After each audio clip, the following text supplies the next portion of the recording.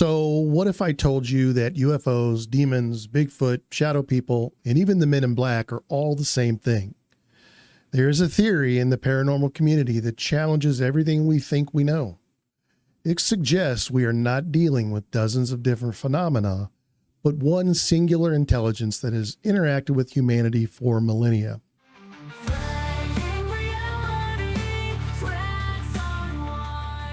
Welcome to another episode of Fraying Reality, where we talk about the strange and the bizarre. And we have a bizarre one for you now, so you better hang on to something.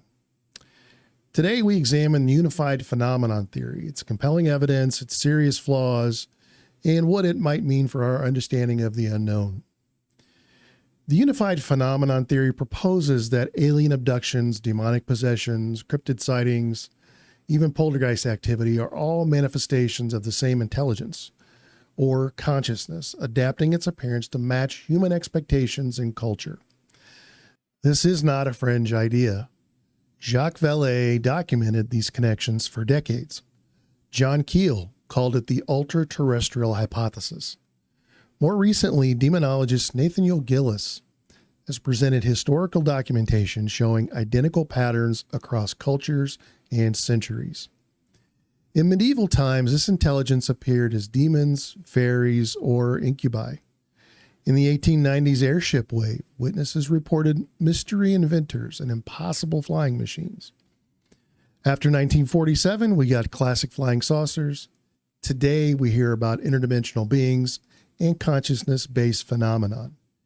The appearance changes, but the underlying patterns remain disturbingly consistent. Let's look at why this theory has weight. First, the similarities. Whether you study 16th century possession cases from Israel or modern alien abduction accounts from rural America, the template is nearly identical. Missing time, physical marks or scarification, reproductive and sexual themes, memory insertion or replacement, the sensation of paralysis or small helper entities alongside a taller, controlling figure. Gillis points to a chilling parallel. Historical texts describe incubi and succubi that assaulted people in their sleep, sometimes leading to mysterious pregnancies that later vanished. Those accounts mirror what modern UFO researchers call missing fetus syndrome. Different eras, different worldviews, identical experiences.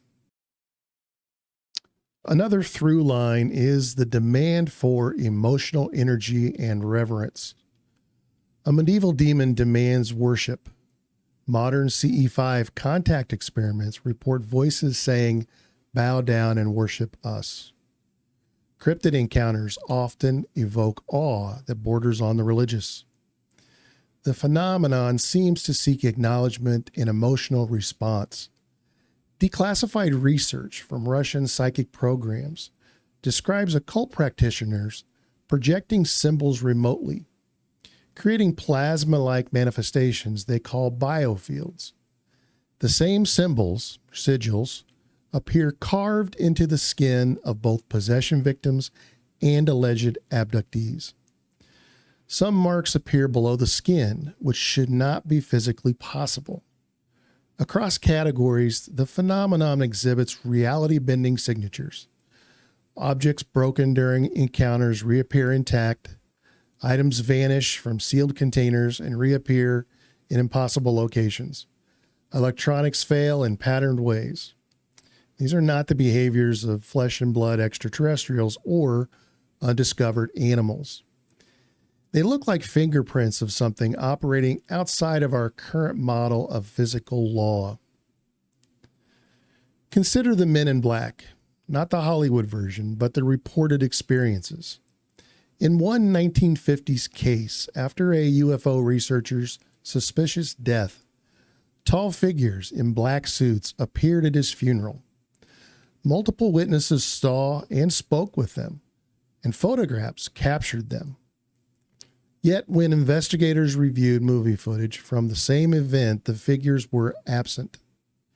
The photographs showed them, the film did not. Selective visibility shows up everywhere. Bigfoot appears clearly to eyewitnesses but looks blurry in photos. A UFO seen by multiple observers registers one radar system but not another.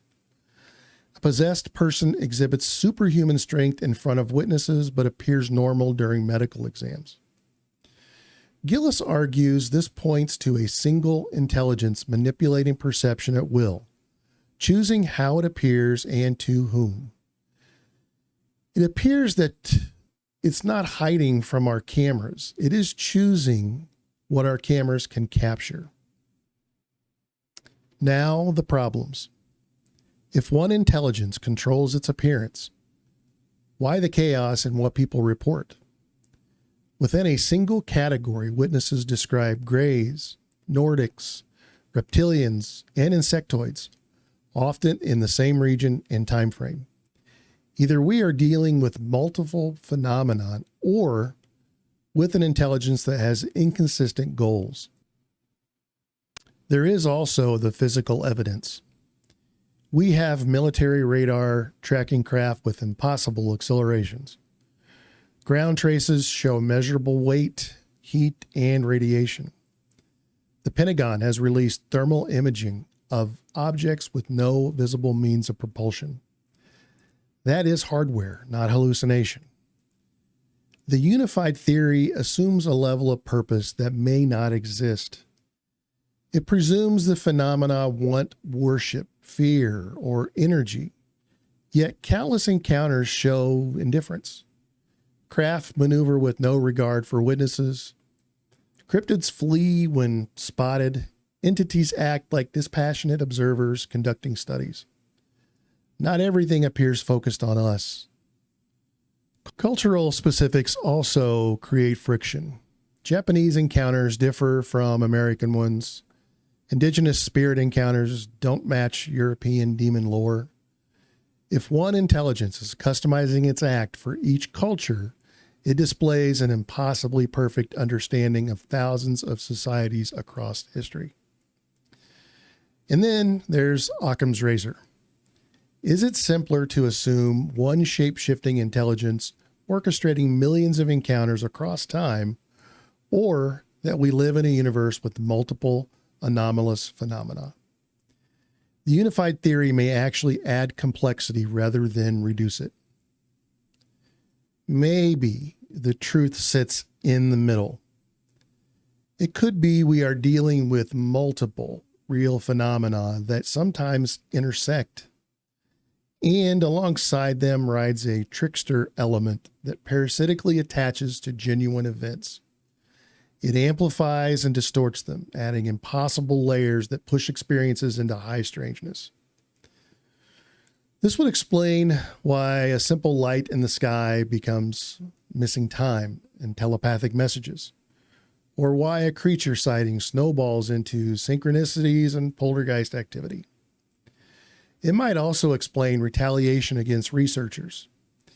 Gillis reports surviving what he believes was an orchestrated collision after warnings to stop his work. Others describe shared nightmares before accidents, electronic harassment, and strangers with impossible knowledge of their private lives. If investigators are closing in on relationships between these things, or the presence of something that feeds on the experiences themselves, maybe that provokes a response. There is another possibility. Consciousness may play a larger role than we fully understand. Human perception may not only observe these phenomena, but partially create or shape them. That could explain cultural variation while preserving the deeper patterns. The unified phenomenon theory forces us to confront uncomfortable possibilities about reality and our place in it. Whether it is correct, partially correct, or completely wrong, it does push us to look at connections we have ignored. The patterns identified across time are real. The similarities are documented. Something is happening that seems to transcend our current scientific paradigm. Whether that something is one intelligence, multiple phenomenon, or an aspect of consciousness we do not yet understand remains an open question. What we can say is that the phenomenon or phenomena demonstrates intelligence, intention, and capabilities beyond what we understand. It interacts with humanity in ways that suggest purpose, even if that purpose is opaque. And most unsettling of all, it seems aware that we are becoming aware of it. Keep an open mind, but not so open your brains fall out. Question everything, including the questions themselves. That's just what I think, but I want to know what you think.